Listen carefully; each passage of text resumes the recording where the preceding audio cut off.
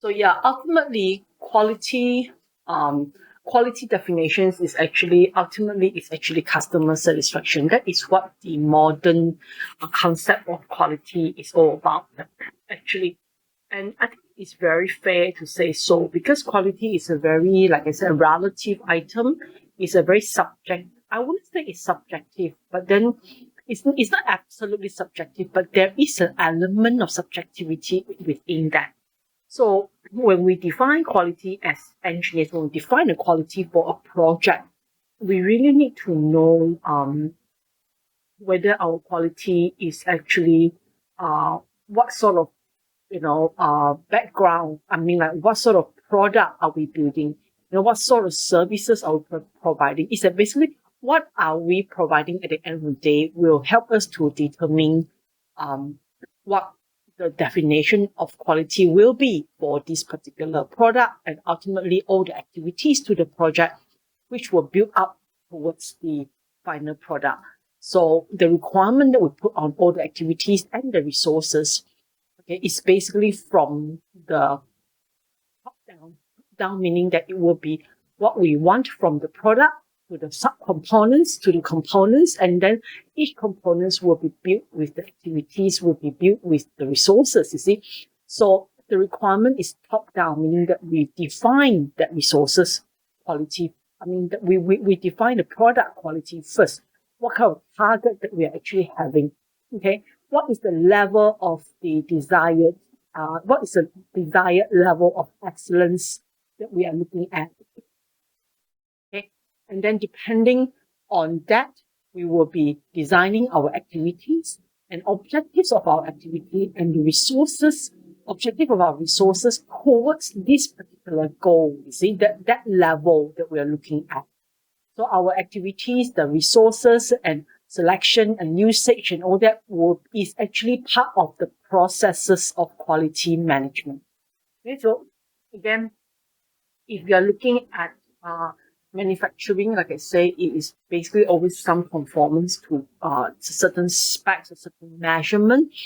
Okay, and of course, engineers, we like it to be measurement based as much as possible. It's measurement based, but there are circumstances it is actually more transcendent, meaning that it's actually based on what the client feel. You cannot stop the client or you cannot stop the customers from liking or not liking certain product in that sense, but we can do it within our limitation in that sense that we try to make it more objective. There are things that we obviously cannot satisfy. And this is where I bring it down to uh, uh, this level of quality. So quality for certain customer conditions, they are actually the usage. Some of it is a selling price. Some of it is the feel for the product, and some of it is actually how the product looks like, that will make a difference. But usually it would be based on usage. It's quite common to be basing it on usage. When it's based on selling price, of course, they will feel like, okay, I'm buying this for this particular price, even though it's not expected the usage, but or the look or the aesthetics or the feel or the actual usage is not as I expected, but or it maybe can be the dimension. It's a bit smaller, it's a bit bigger than I thought, then, but if the selling price actually match it, it will actually be helpful in that sense. So again, I said when you measure quality, it's better that we also take into consideration when we set the level of quality, we also must set the reasonableness of it, which means we need to advise the client on whether their conditions are actually doable or not, is within their budgets and time. And this is the thing that I like about my most favorite definition that you can use to define your quality is actually into levels. Level one basically is the features. We look at the features. When the feature has no defects, no obvious defect, it can be fixed for its intended purposes. Like when you build a bridge, 10% can walk on it. That is fixed for its intended purpose. Like if it's fixed for it one time, 10% can walk on it, and then 10% can walk on it. So there's a lift. 60 people can 600 kg can be in it. Then 600 kg is in it. That is basic intended use. You see, so There's basically no complaints, no obvious defects. And it is built for what it's supposed to be, and yet you can use it. Okay, so that is the most basic level of quality definition, excellence, the level that we're looking at. And the second level is, of course, conforming to certain standards and specifications by the statutory bodies or the designers themselves. This is very easy to understand. Most of us will actually reach level 2, you see. Then level 3 onwards is going to be something that you really need to specify. If you want your product to be long lasting, if let's say you want your road to be able to sustain for the next 60 years, then it is talking about durability. Talking about the house has to be, lifespan is 100 years, that is long durability. They specify that as a long durability. If normal house only 30 years, then yours is 60 years, then basically yours is in the long durability region. And of course, long durability deals a lot with other industry as well, like manufacturing, like building batteries, building solar panels, building a lot of things that needs to be obviously long-lasting cars. You want it to be durable.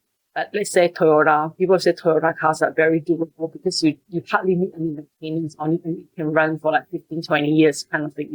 20 years maybe not, but 10 years and above is definitely good.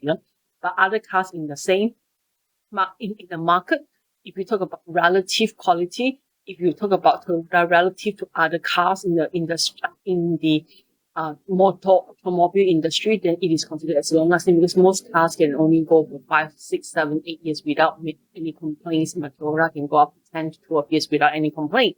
So you need to set that, if long durability is your goal, is your level of objective, is the goal, then we have to set it first, you see.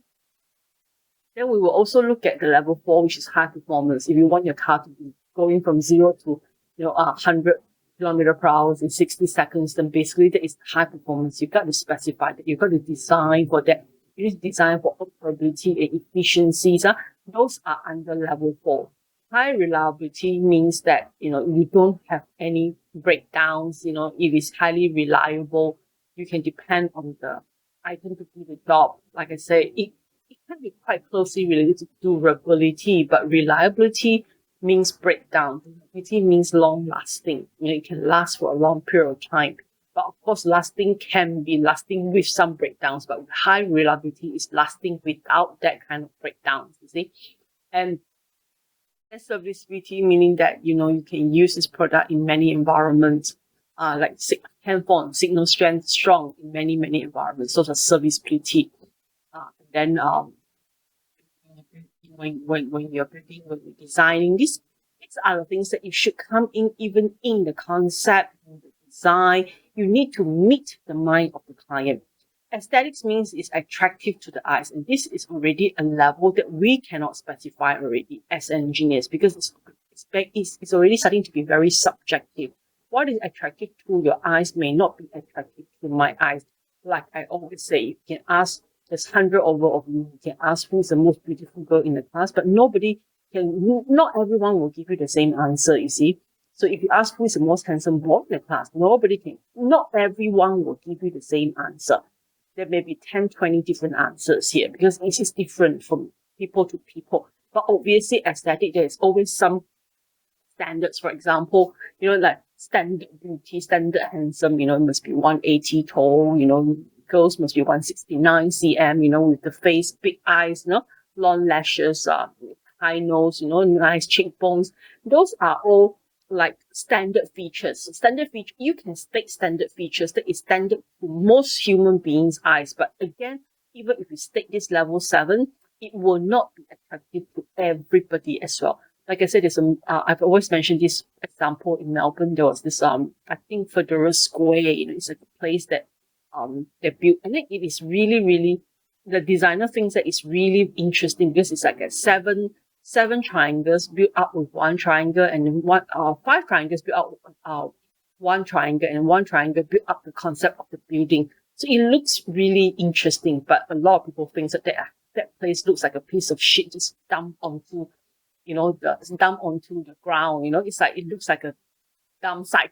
So most people in Melbourne do not think that it is attractive, you see. So it's very subjective when you reach this level.